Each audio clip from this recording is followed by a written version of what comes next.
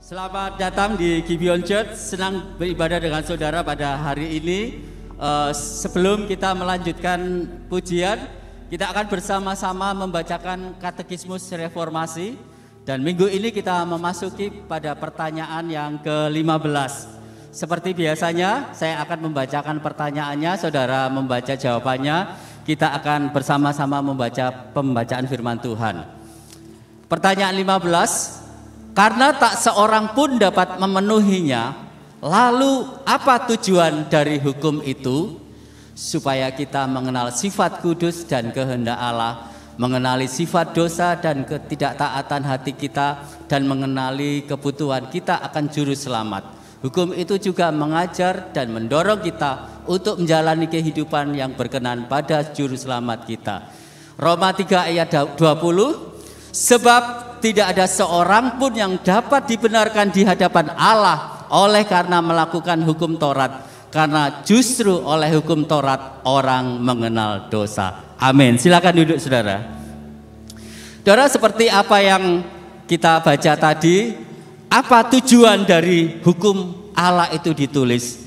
Saudara, yang pertama, tujuan hukum Allah itu ditulis yaitu untuk menolong kita mengenali Allah, ya.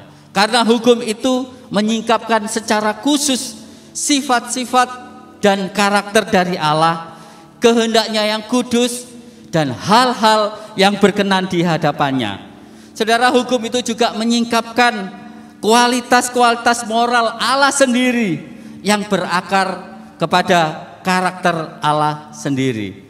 Dan yang kedua, saudara, hukum Allah itu juga menyingkapkan tentang diri kita, yaitu khususnya sifat kita yang berdosa dan ketidaktaatan kita serta kecenderungan kita di dalam berbuat dosa, sehingga kita tidak mungkin dapat memenuhi seluruh hukum itu. Inilah, saudara, yang akan membawa kita kepada tujuan ketiga dari hukum itu ditulis, yaitu supaya kita mengenali akan kebutuhan kita.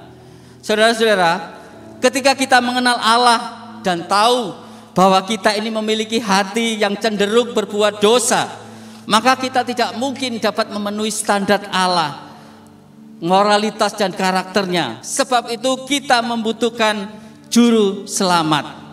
Oleh sebab itu ada kabar baiknya, saudara. Karena Allah tahu bahwa kita tidak mungkin memenuhi hukum itu. Sebab itu Dia mengirimkan Yesus datang ke dunia, mati, taat di kayu salib untuk menggenapi hukum itu.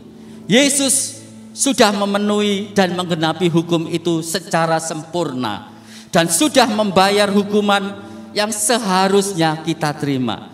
Sehingga kita yang sudah ada di dalam Kristus, maka kita akan dimampukan untuk bisa mentaati hukum itu. Bukan dengan kekuatan kita, tetapi karena Kristus yang sudah taat kepada seluruh hukum itu, itulah yang memampukan kita untuk taat. Amin. Mari kita sama-sama bangkit berdiri.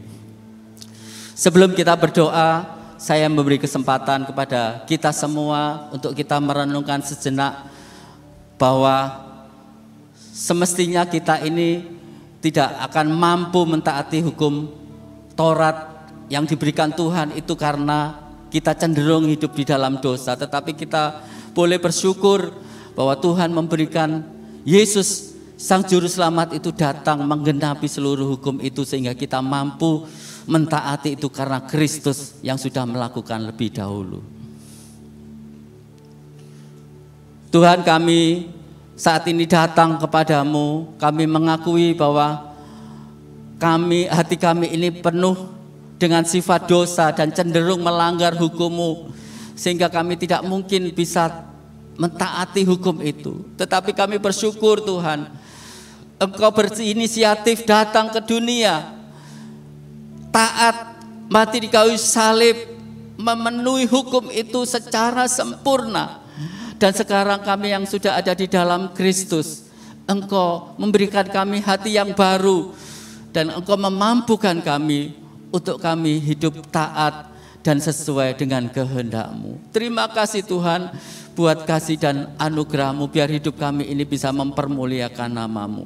Hanya di dalam nama Bapa, Putra dan Roh Kudus, di dalam nama Yesus Kristus, kami sudah berdoa. Amin.